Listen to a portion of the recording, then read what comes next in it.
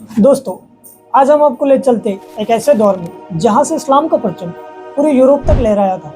एक ऐसे मर्द मोमिन की कहानी जिसका जज्बा, हिम्मत और ईमान दुनिया के लिए मिसाल बन गया। वो नाम जिसे दुनिया फातिह अंदलुस के नाम से जानती है। जी हाँ, आज हम बात करने जा रहे हैं तारिक बिन ज़ियाद की। तारिक बिन ज़ियाद की पैदाइश नॉर्थ अफ्रीका के कबीले बर्बर में हुई थी। उनकी पैदाइश का वक्त 670 सी के आसपास का बताया जाता है। उनका नस्ब बर्बर कबीले से था। वो लोग जो मगरिब अल अक्सा यानी कि आज के मोरक्को और अल्जीरिया के इलाके में रहते थे। बचपन से ही तारिक बिन ज़ियाद ने कुरान की तालीमात के साथ साथ घोड़सवारी, तीर अंदाजी और तलवारबाजी का भी हुनर सीख लिया था। उनके अंदर एक ऐसी हिम्मत थी जो एक आम सिपाही में नहीं पाई जाती। जब नॉर्थ अफ्रीका में मूसा बिन नुसैर गवर्नर बने तो उन्होंने इस्लाम का पैगाम बर्बर कबीले तक पहुंचाया।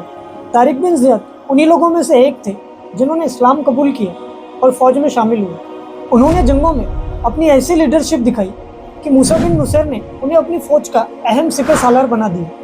हर मुहिम में तारिक बिन ज़ियाद आगे रहते थे और वो सिर्फ तलवारों से नहीं, उनकी जहानत से भी जंग जीतने वाले थे। अंदलुस यानी आज का स्पेन उस वक्त रॉड्रिक नाम के जालिम बादशाह के कब्जे में था। जुल्म इतना था कि लोग खुद अपने हुक्मरान से निजात चाहते थे। एक गवर्नर काउंट जूलियन ने रॉड्रिक से बदला लेने के लिए मुसलमानों से मदद मांगी। मूसा बिन नुसैर ने फैसला किया कि एक छोटी सी फौज अंदलुस भेजी जाए और उस फौज के सरबराह होगी तारिक बिन ज़ियाद। सिर्फ 7000 मुसलमान सिपाही और उनके साथ उनका बेपनाह यकीन। लेकिन मूसा बिन नुसैर ने बाद में 5000 की फौज और भेजी, लेकिन तब भी रॉड्रिक की फौज उनके मुकाबले लाखों में थी।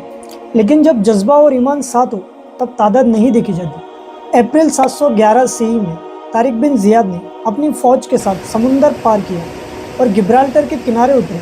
वो पहाड़ जहां उन्होंने कदम रखा आज भी उनके नाम से मशहूर है, जबल अल तारिख यानी गिब्राल्टर। यहीं से शुरू हुई वो कहानी जो इस्लाम को यूरोप तक ले गई। जब फौज किनारे उतरी तो तारिक बिन ज़ियाद ने देखा पीछे समुंदर है और सामने दुश्मन।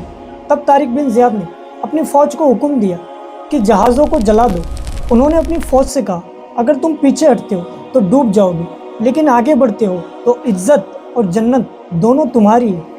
उनके इन लफ्ज़ों ने फौज के अंदर ऐसी रूह फूंक दी कि सब अल्लाह अकबर की सदाएं लगाने लगे। यह खुतबा आज भी दुनिया की तारीखी स्पीचेस में से एक माना जाता है।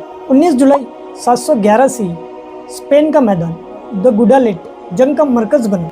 रॉड्रिक अपनी लाखों की फौज के साथ आया, लेकिन उसके सामने खड़े थे सिर्फ 12,000 मुजाहिदीन। जंग दिन भर चली और शाम तक रॉड्रिक की फौज टूट गई। तारिक बिन ज़ियाद ने जंग के दौरान अपनी तलवार से ऐसा वार किया कि दुश्मन राजा खुद मैदान में गिर पड़ा। और फिर इस तरह से तारिक बिन ज़ियाद ने अंदलुस को फतह कर लिया। ये जीत सिर्फ एक फतेह नहीं थी, बल्कि यहीं से एक नए दौर की शुरुआत हुई, इस्लामिक यूरोप का दौर। फतेह के बाद तारिक बिन ज़ियाद ने जो सबसे पहला काम किया वो ये था, उन्होंने वहाँ पे अमन कायम किया और लोगों को अपने अपने दीन पे रहने की आज़ादी दी। वो कहते थे, जुल्म से जीत मिलती है लेकिन इज्जत इंसाफ से मिलती है। और फिर जल्दी स्पेन के काफ़ी सारे शहर एक एक करके मुसलमानों के कब्जे में आ गए। मूसा बिन नुसैर भी अंदलुस पहुंचे। फिर दोनों ने मिलकर पूरे स्पेन को इस्लाम के परचम तले कर दिए।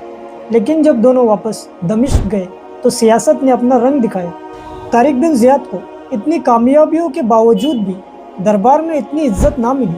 कुछ रिवायतों के मुताबिक उन्होंने अपनी ज़िंदगी के आखिरी दिन तन्हाई और फ़क्र में गुजारे। लेकिन दोस्तों, आज भी उनके नाम से वो गिब्राल्टर का पहाड़ आज भी उनकी विरासत है। तारिक बिन ज़ियाद ने सिर्फ स्पेन नहीं जीता, बल्कि दुनिया को दिखाया कि दिल में यकीन हो तो समुंदर भी रास्ता दे देते हैं। उन्होंने इस्लाम का परचम यूरोप तक लहराया और एक नई तहजीब की बुनियाद रखी।